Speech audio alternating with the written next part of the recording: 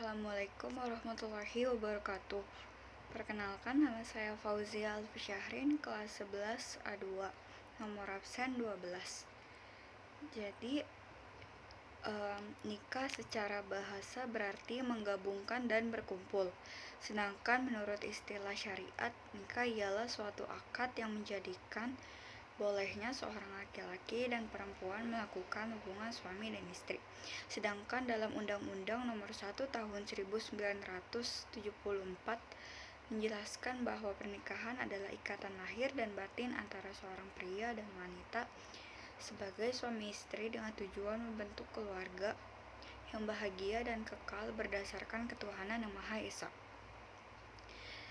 Lalu tujuan pernikahan yaitu yang pertama, untuk memperoleh kebahagiaan dan ketenangan hidup atau sakinah. Yang kedua, untuk membina rasa cinta dan kasih sayang. Lalu yang ketiga, untuk memenuhi kebutuhan biologis yang sah dan diridhoi oleh Allah. Lalu yang keempat, melaksanakan perintah Allah dan Rasul-Nya. Lalu yang terakhir, untuk memperoleh keturunan yang sah. Hukum pernikahan. Yang pertama itu ada sunnah. Hukum sunnah, menikah ditujukan oleh orang yang sudah mampu dari segi lahir dan batin. Lalu yang kedua wajib. Hukum wajib menikah ditujukan oleh orang yang telah mampu menikah. Lalu yang ketiga mubah, artinya dibolehkan. Seseorang dihukumi mubah untuk menikah apabila faktor-faktor yang mengharuskan maupun menghalangi terlaksananya pernikahan tidak ada pada diri seseorang itu. Lalu yang keempat makruh. Hukum menikah menjadi makruh apabila orang yang akan melakukan pernikahan telah memiliki keinginan atau hasrat untuk tidak menikah. Lalu yang kelima, haram. Hukum menikah menjadi haram bagi orang yang akan melakukan pernikahan tetapi ia mempunyai niat yang buruk. Lalu untuk memilih pasangan dalam pernikahan mempertimbangkan hartanya, keturunannya, kecantikan atau ketampanannya, dan agamanya. Ketentuan pernikahan, rukun pernikahan, dan syarat pernikahan. Rukun ialah hal yang harus ada ketika pelaksanaan suatu perbuatan, sedangkan syarat adalah hal yang harus terpenuhi sebelum melakukan suatu perbuatan tertentu. Rukun menikah ada 5, yaitu yang pertama, calon suami. Syaratnya yaitu calon suami benar-benar laki-laki.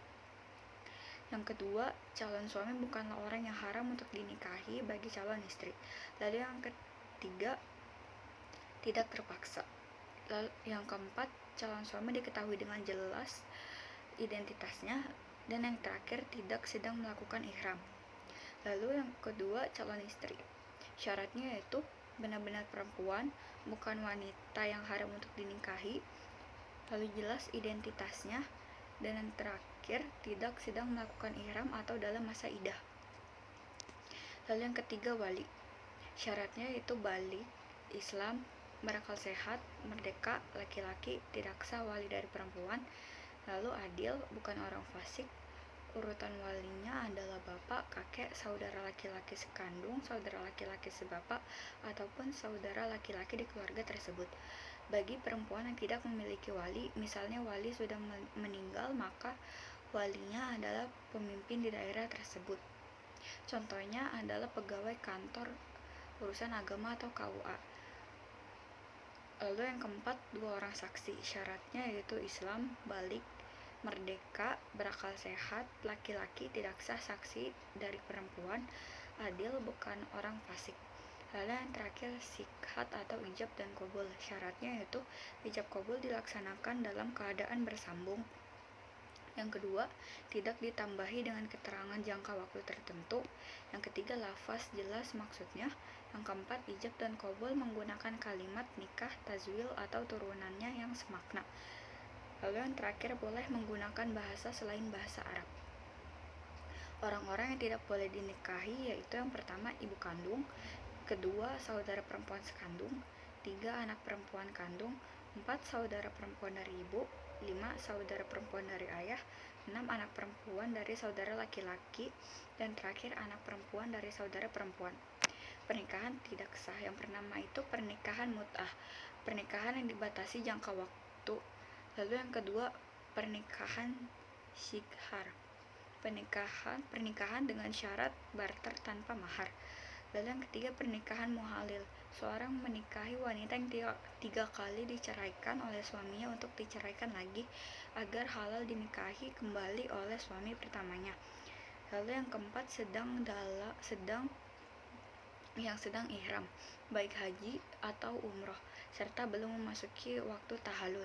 Lalu yang kelima, dalam masa idah karena bercerai atau suami meninggal dunia. Yang keenam, pernikahan tanpa wali. Yang ketujuh, pernikahan dengan wanita musyrik. Dan yang terakhir, menikahi mahram. Sekian dari saya, kurang lebihnya mohon maaf. Wassalamualaikum warahmatullahi wabarakatuh.